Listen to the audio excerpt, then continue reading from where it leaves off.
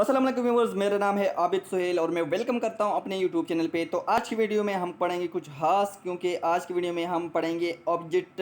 अगर किसी सेंटेंस किसी फ़िक्रे में दो ऑब्जेक्ट मौजूद हो तो हम कैसे उनको दो ऑब्जेक्ट कैसे फिट करेंगे।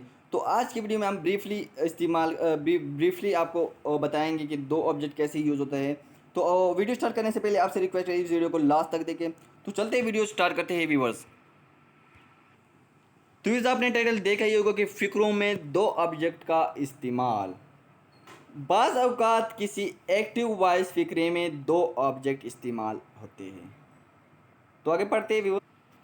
तो इनमें से एक ऑब्जेक्ट आमतौर पर शख्स यानी पर्सनल होता है। ऐसे ऑब्जेक्ट को ऑब्जेक्ट इनडायरेक्ट कहते हैं, जबकि दूसरे ऑब्जेक्ट किसी चीज़ के बारे में बताता है, इसे ऑब्जेक्ट डायरेक्ट कहते हैं। जी व्यूअर्स, हमने बताया कि एक्टिव वॉइस में अगर हम दो ऑब्जेक्ट इस्तेमाल होते हैं आमतौर पर, तो ऑब्जेक्ट आमतौर पर किसी शख्स पर्सनल होता है। ऐसे ऑब्जेक्ट को हम इनडायरेक्ट कहेंगे, और जबकि दूसरा ऑब्जेक्ट किसी चीज़ के बारे में जब बताता है तो वो हमारे पास डायरेक्ट ऑब्जेक्ट होगा। एक्टिव वॉइस फ़िक्रे में इन दोनों ऑब्जेक्ट में से आमतौर पर इनडायरेक्ट ऑब्जेक्ट पहले इस्तेमाल होता है, जबकि डायरेक्ट ऑब्जेक्ट बाद में इस्तेमाल होता है। जी व्यूअर्स, इनमें से क्या होता है कि जो इनडायरेक्ट ऑब्जेक्ट होते हैं वो पहले इस्तेमाल किया जाता है और डायरेक्ट इस्तेमाल ऑब्जेक्ट बाद में इस्तेमाल किया जाता है एक्टिव वॉइस में। तो चलते हैं, इसके एग्जांपल है, कुछ आपको समझ आ जाएगा। तो व्यूअर्स, ये कुछ एग्जांपल है इसके, जिस तरह फर्स्ट हमारे पास है he told me uh story. तो मी हमारे पास क्या हुआ, पर्सनल के लिए ऑब्जेक्ट इस्तेमाल हुआ। अ स्टोरी क्या हुआ, हमारे पास क्या हुआ कि किसी चीज़ के बारे में बताता है ऑब्जेक्ट। तो ये दोनों इस्तेमाल हो गए, तो ये हमारे पास फ़िक्रा एक्टिव वॉइस है। उसके बाद दूसरा है आई शॉड हिम मैनी पिक्चर।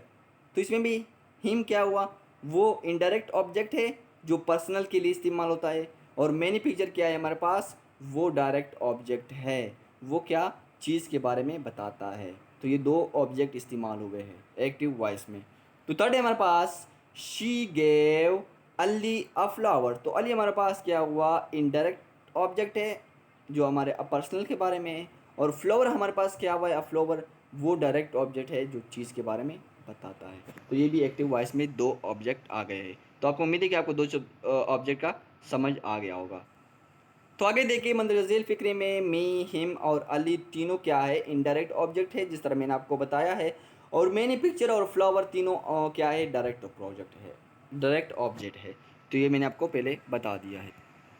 उसके बाद आगे है, इस तरह के किसी भी दो ऑब्जेक्ट वाले एक्टिव वॉइस फ़िक्रे को पैसिव वॉइस में तब्दील करते वक्त आमतौर पर दोनों ऑब्जेक्ट में से पहले वाले यानी इनडायरेक्ट ऑब्जेक्ट को पैसिव वॉइस फ़िक्रे के सब्जेक्ट के तौर पर इस्तेमाल किया जाता है।